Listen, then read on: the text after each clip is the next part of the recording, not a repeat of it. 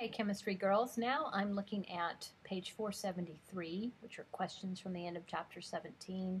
You probably can't read them very well on the computer, so you might want to look at your book so you can see the different questions we're going to answer. These are just some questions to help us with the terms that we talked about, like spontaneous, what does that mean, or entropy change.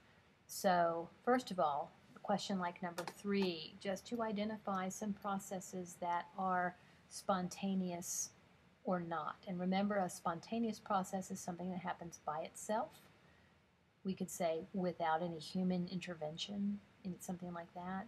So the process of a ball rolling down the hill, that is a spontaneous process. We don't want to try to worry about how the ball got to the top of the hill. We're not worried about that. We're just let go of the ball, what happens to it, it rolls down on its own. That's a spontaneous process. Same thing with part B, a drop of ink dispersing in water, or I think I used the example of a food coloring, drop of food coloring dispersing in water. That again would happen on its own by itself. Might take it a little bit longer if we didn't stir the water, we just let it happen on its own. But they made the point, remember, in the reading that spontaneous doesn't necessarily mean fast. It just means something that will happen on its own, and that's true for the ink. Meanwhile, C here, it says melting wax at 10 degrees Celsius. First of all, you have to think about the fact that 10 degrees Celsius is a pretty cool temperature, like about 50 or 52 Fahrenheit. So if we had a candle, a wax candle in a cool room where the temperature was only about 50 or 52 degrees, do we expect that candle to be melting? Would the candle melt all by itself? And the answer, of course, is no. So there's an example of a non-spontaneous process. Question 5 is interesting because here they're giving you some chemical reactions. And it says in the directions, it says, on the basis of your experience. So they're banking on the fact that you have done some chemical reactions and you know by looking at them which ones actually work and which ones don't.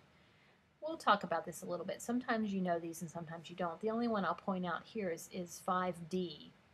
You should recognize that the equation in 5D is an equation for the formation of a precipitate, right? You take some silver ion, a solution with silver ion, and you mix it with a different solution that has chloride ion, and we see the formation of the silver chloride. Precipitates are a very common example from chemistry of a spontaneous process.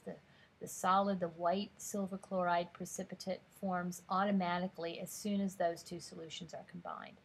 So that's an example of a chemical reaction. There are some others we'll talk about, but after all, the point of this chapter will be for us to learn how to calculate. If we see an equation on paper, we'll actually be able to calculate whether that's a spontaneous reaction or not. So moving on then, if we go to some of these other questions about entropy or entropy change, first couple of questions, they want you to just consider the idea of substances having entropy, because that's a true thing. Materials and substances have certain amounts of entropy. Here's this discussion back on page 454 about how the entropy of the different phases compares. And then a little bit later on, we'll be using this chart of information, which gives you actual number values for entropies of different materials. Something to notice about this chart is that everything has entropy. Elements are considered to have entropy. It's not like where we said they're heat of formation, delta HF is equal to 0 by definition. That's not true for entropy. Every substance has a certain amount of entropy, an actual measurable entropy. Whoops, let me go back to page 473. But we'll use that chart a little bit later. Here they just want us to not look up any numbers, they just want us to think about it a little bit. So for number 7C, for example, comparing liquid chlorine to gas chlorine, we would choose the liquid chlorine as having a lower entropy.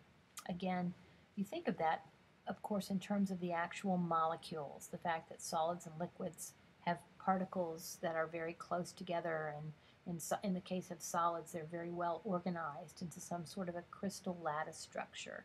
Meanwhile, gases, of course, we have those molecules bouncing all over the place. So just some questions about how to estimate the entropy of materials. It can usually be done just simply based on the phase of the material. Meanwhile, getting to questions 9 and 11 and so on, these are questions now that want us to predict an entropy change situation. What's happening now is some sort of a process or some sort of a chemical reaction, and we want to understand how the entropy changes, sort of the before and after of that chemical reaction or process. If you look at number 9, these are just some ordinary kind of everyday life situations. So, for example, the melting ice cream, what kind of a delta S entropy change would we assign to that? Well, here's my little graphs, remember? We start with the relatively neat and organized scoop of ice cream, which of course turns into a literally very messy, drippy liquid. That is an example of a process that would have a positive delta S. There's an increase in entropy as we go from our starting material to our final material. Positive delta S.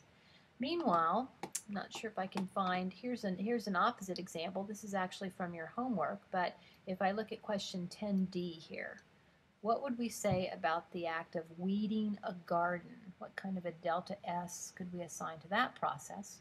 And of course, this is an example of the opposite, going from the messy garden with all the weeds down to a more neat and organized. The process shows a decrease of entropy. Questions 11 and 12 and 13 and so on, these are a little bit more important for chemistry because now we're looking at chemical reactions and we're trying to predict whether they show an increase or a decrease. Eventually we'll actually figure it out mathematically, but right now, can you just look at the reaction and make a prediction? And the answer is yes. This is based on the phases that are in the reaction. If I highlight question 11D, you can see a chemical reaction that takes us from a solid substance and a liquid substance, and then the products are both gases. So that's a very good example of this kind of a reaction where we start with a relatively low entropy material, solids and liquids, where the particles are relatively neat and organized. They change into two gases, which have much higher entropies. So low entropy materials, high entropy materials, overall there's been an increase in the entropy, positive delta S. Meanwhile, if I choose another one, that would be doing the opposite. I'm not sure if I could find one there, but maybe something like 12C, where we have a liquid freezing to a solid. That would show a decrease of entropy.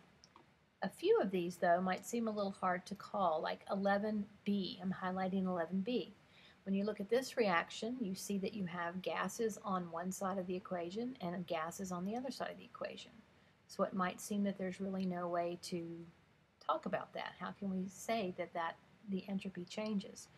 Well, there's a statement in the book that talks about the number of moles of gas, and that statement could apply to this reaction because we start with 2 NO plus 1 oxygen, so that represents 2 moles of nitrogen monoxide and 1 mole of oxygen, a total of 3 moles of gas on the reactant side, changing to only 2 moles of gas on the product side.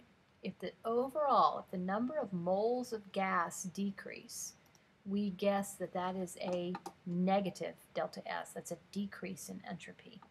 Meanwhile, if the number of moles of gas were to increase, then we would call that a positive delta S, an increase in entropy. So you can use those ideas for some of these problems.